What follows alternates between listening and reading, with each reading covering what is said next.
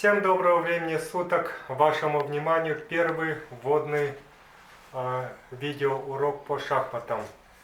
Прежде чем начнем, позвольте представиться. Хасенов Оралбек Галимжанович, тренер столичного дворца школьников имени Аль-Фараби.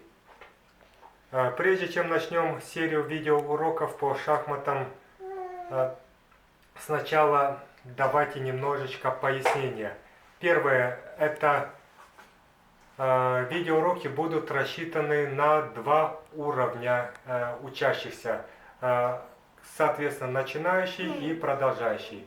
Начинающий уровень – это не только те, кто уже только научился играть, и те, кто только научился ставить мат, это будем считать до третьего разряда включительно. Продолжающий – это от второго разряда и выше. Что касается учащихся, которые уже играют на республиканских кубках, на международных чемпионатах, а также на чемпионате республики, то с ними уже уроки я буду проводить отдельно по видеосвязи и путем мессенджеров, WhatsApp, электронной почты и так далее.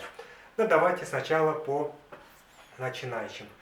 Я думаю, что все вы помните, что такое шах, что такое мат и как его ставить. Первая позиция. Ход белых. Многие из вас догадались, что можно поставить мат. И сразу же первое вам задание. Сколько возможностей можно поставить мат? То есть мат можно, если мы смотрим, как ставить мат ферзем, то нам известный мат — это когда ферзь встает рядом с королем и контролирует все поля, в данном случае только одно поле h8, и мы видим то, что нельзя рубить ферзя, потому что он под защитой двух фигур.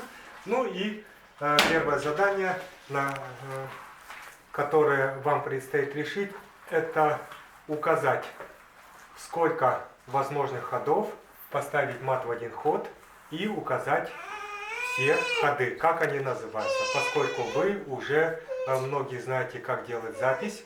Если же кто еще не знает, как делать запись, вы можете просто указать стрелкой. Итак, это был первый видеоурок.